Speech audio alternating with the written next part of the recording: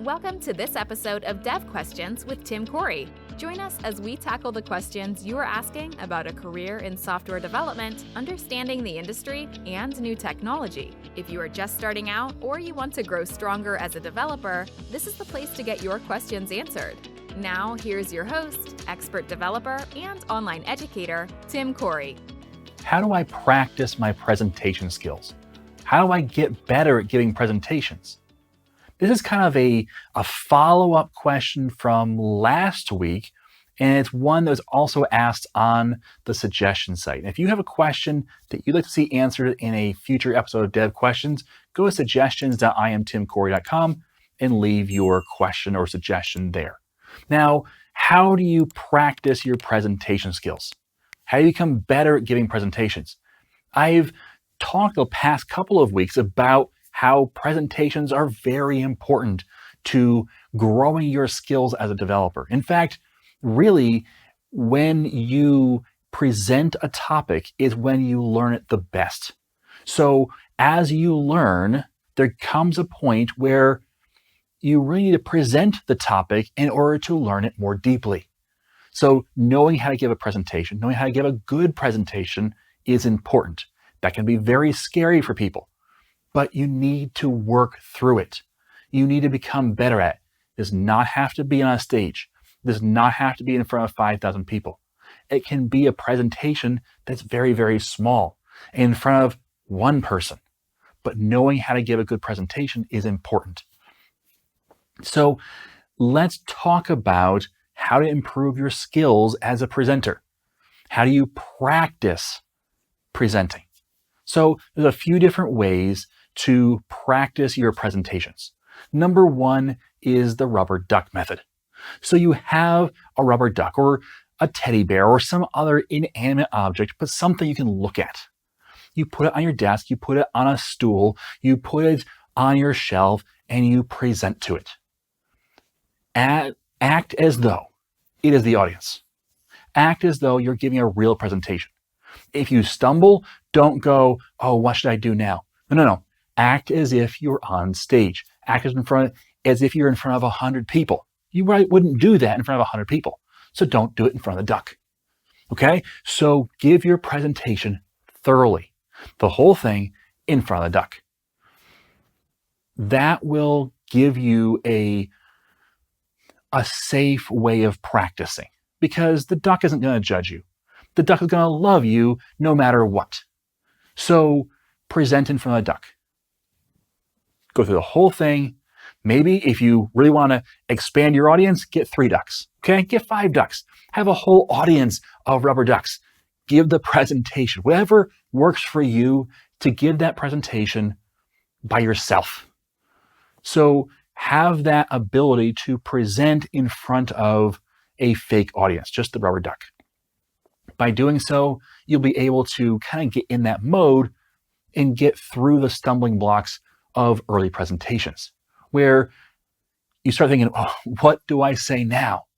Well, what about this? And you start working through that as if you're in front of somebody that's real, okay? Give the presentation in front of a rubber duck. Number 2, this is gonna feel weird. Record yourself and watch it. Most people have access to a webcam. It's in your phone. So if you have to, just put your phone on record mode and give the presentation. Look at it and cringe. I get it. I cringe still watching my videos. There's things that I do where I'm like, man, why did I do that? That looks goofy. It happens, okay? If you pause any of my videos, just randomly pause it. Doesn't matter where you pause it. If you randomly pause it, I'll have a goofy look on my face. It's almost guaranteed. So when I look at my videos to find the right video to share with somebody, if they're asking a question I've already answered, I'll look them up and I'll start talking on screen and go, is it the right one? So I kind of scan through and I'll pause the video at places. It's awful. It's awful. It's okay. Okay? Everyone's going to look terrible on camera or feel like they look terrible on camera. You don't. You don't look nearly as bad as you judge yourself. But if you record yourself, you can start to evaluate yourself. Now, you can be your harshest critic. Don't. Okay? Don't just think I'm awful. Don't just think I'm horrible. I should never do this. I should never share this with people. Don't do that. But start to identify what are small things I can improve on. What are areas where I could tighten that up, or I could change this, or I could affect how I give the presentation in some way. Don't go overboard. There was a time in my presentations where I would say or all the time.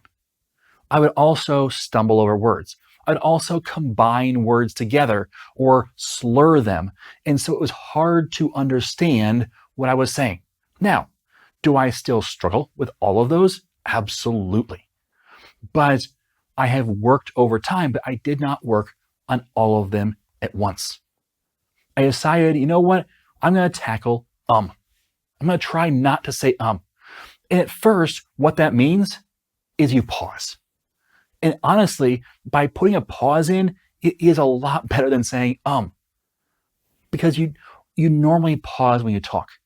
You let things sit. You don't just run your words together. So when I started to say I would just go and then give my whatever it's going to say. If you see, I don't even get all the words out all the time. That's okay. But work on one thing at a time. Work on getting a little better over time. And don't beat yourself up when you see an or when you see a weird pause or a weird gesture. It's okay. We all have flaws. We're all getting better. But practice it by watching your video back. That can be hard. But do it, take notes, and work to slowly improve. Number 3, present to your boss. And you might say, Tim, that's weird. I'm not going to get up in front of a boss and get a lectern out and present to my boss. No, you're not. But there are types of presentations that you can give to your boss. For example, do you want a raise?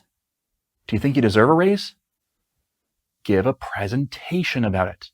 Again, you're not bringing PowerPoint in. You're not having handouts. You're not doing an elaborate show and tell kind of presentation. But a presentation is just, the person is here. I want to communicate something. And at the end, I want them to walk away with this conclusion. That's a presentation. So when you outline it, we talked about this last week, how to set up a presentation.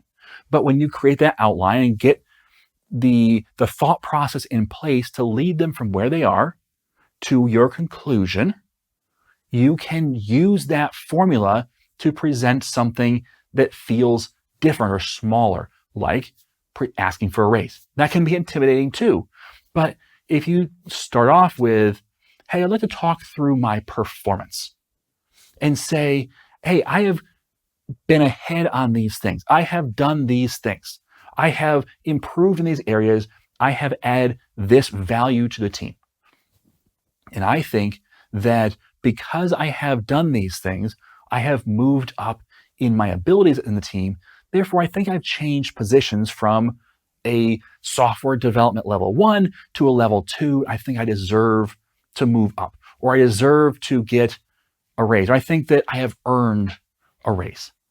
And so giving that presentation, even if your boss says, I get it, you've done great work, but we don't have the money.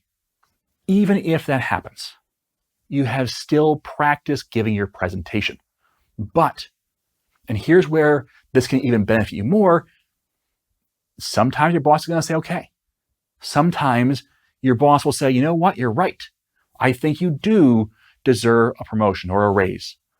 And you can pitch it in a way that you start thinking through, what's my boss going to think? What are the objections?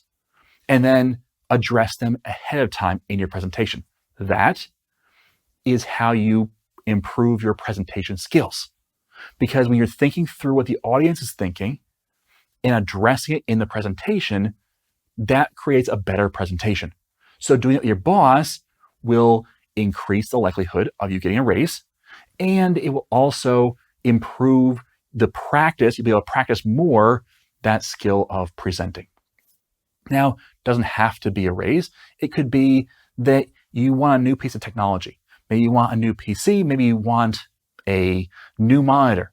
Maybe you have one monitor, you want two. So present that. Share why it benefits a developer to have two monitors or three. So present that. Share how it's going to improve your situation. Maybe it's a new chair. Maybe it is a programming book or course. Hey, there's great courses on imtimcorey.com. Little plug there. But whatever it is, elevate your skills by practicing, and practice small. Practice on your boss or your team leader or someone small like that. Now, the next one, we've talked the last 2 weeks. We've talked briefly about lunch and learns, about how I really encourage you to do so. And if you haven't grasped the concept of what a lunch and learn is, I'm not going to go over it again. Check out the last 2 in this series, whether you're listening on a podcast or whether you are watching on YouTube. Either way, check out the past 2 episodes in the Dev Question series. We'll talk about lunch and learns and why they're important. But create a lunch and learn if you don't have it already. Because when you have a lunch and learn system, you're going to practice, every 2 months, every month. You know what? If people get intimidated and they're not sure if they want to start or not, you start off. Do a couple in a row. Show them how it's done. And you know what? It's not going to be perfect, but you can get better over time. You can practice if nothing else. And then you can encourage your team to come alongside and improve and grow as well. Now, that's the first 4 things. The next one, it depends on your skill level, but mentor someone. So unless you are the intern or the person that's brand new in the department, probably there is someone who has less experience and less skill than you. Maybe you're last year's intern. Well, if you're still working there and there's a new intern that comes along, you're 1 year ahead of them. Mentor them, help them along. This will allow you to practice your presentation skills. You might say, well, Tim, I'm not giving presentations. Don't think of presentations as behind a podium. Think of presentations as trying to communicate your point to another person and try to do so in a logical and ordered manner. So set up your presentation, set up your flow, identify your audience and where they're at, and all the rest of the tips I gave you last week. Do all of that and then practice it on them. Teach them a new thing. It can be a 5-minute presentation. Just saying, hey, can I show you how to create a new ticket? Can I show you how to create a pull request in our Git system? Can I show you? And just help them along, but do so in a way that you're also practicing your presentation skills. Next up, user groups. Some people don't know user groups exist, and they're awesome. Check out your local user group. And you might say, well, Tim, I don't have a local user group. How do I even find one? There are websites out there to find local user groups. Just do a search on Google. But there's also online user groups. So even if you're in a place in the world where you can't come together physically, maybe find somewhere you can come together virtually. There's a number of groups that do virtual meetings. So by joining a local user group, first of all, you'll be observing how people present, and you can learn a lot from that, but also volunteer to speak. Volunteer to present on a topic. That will increase your ability to give presentations. It will increase your ability to practice presentations. And that may sound intimidating, but again, user groups usually aren't huge. Usually they're 10, 20 people in a room max. Maybe they're bigger, but usually they're small. So present in a small one. And then do it again and again. Get used to the idea of giving a presentation. Even the idea of preparing for a presentation and practicing in front of the rubber duck, practicing in front of a coworker, practicing in front of your spouse, your kids. Learn to practice, and by doing so, you will have, just as one presentation, really improved your presentation skills quite a bit through all of that preparation and work. You'll also get an even deeper understanding of that topic. So those are my 6 recommendations for improving or practicing your presentation skills, but I do have a couple more pieces of advice. The keys to success. Number 1, ask for honest feedback. This is hard because sometimes when you're first starting off, you feel fragile. You feel like you're not good enough. And so if you ask for honest advice, you kind of don't want that because you don't want to hear you didn't do perfectly. But if you remember from last week, don't plan for perfect. Don't try to be perfect. Try to be good, better than you were. Okay? But ask for honest feedback because the people that say, great job, you did a great job, you can't really use that. You can't grow from that. Now, it's encouraging and there's a place for that. And I appreciate when people tell me, hey, you did a great job. And honestly, when it comes to YouTube, that's the majority of my feedback and I'm okay with that. But there are people that will give me honest feedback. My team will give me honest feedback. And I can trust them. So when you're asking for honest feedback, ask for it from a trusted person. Your friend, your coworker who you know their heart. The person that you know they're in your corner, they are fighting for you, not against you. Ask them for honest feedback and say, hey, I appreciate you saying great job, but I really want to know what could I improve on? Now, you have to remember then when they give you the answer, and this is part 2, you have to be open to change. You have to be open to hearing, hey, you know what? You kind of lost track of where you're going. And it'd be kind of good to kind of prepare more in the middle because you kind of wandered off and weren't really sure where you were at. Well, an outline would help with that. But yeah, you got to listen to that. You got to hear, hey, you know what? It wasn't perfect. And if you're okay with not being perfect, it softens the blow. It's still going to be difficult. But if you ask for honest feedback, you have to also be open to that feedback, open to change. So doing those 2 things, it's outside of your normal comfort zone, but it's important that you do. Because really, the way you grow is by saying, that wasn't good enough, or that could be better, and maybe a better way of saying that, that could be better, so I will try to improve. So the only way to do that is to say, it wasn't perfect, I can do better. And that means you have to admit you're human. Okay? So admit you're human, be open to that feedback, and really try and take it and grow. Sometimes people give you unsolicited feedback. I get that once in a while on YouTube. It happens where people say, from the very gentle, hey, you know what? This would be better. And sometimes the first initial reaction is, ooh, I didn't want to hear that. But you have to take a step back and realize I'm not perfect. It's okay. And you know what? That was valuable. I can be open to change. I can hear that and say, you know what? Yes, I can do something about that. Sometimes people are going to say something that is unkind and is not great feedback. Sometimes the best thing to do is ignore it and say, you know what? I'm not going to listen. But if you can, try to find, is there a nugget of truth here? And is there something I can do about it? So a person tells me, hey, you're bald. And that's goofy. No one's ever said that, I don't think. But if they said that, you know what? I'm going to ignore it because I can't do anything about that. I'm bald. Now, I could stop shaving my head, but if I do, only half the hair grows back. So I'm not going to do that. So, you know what? I can't change. But if someone says, hey, you know what? You talk too slow. It happens a lot. People think I talk too slow.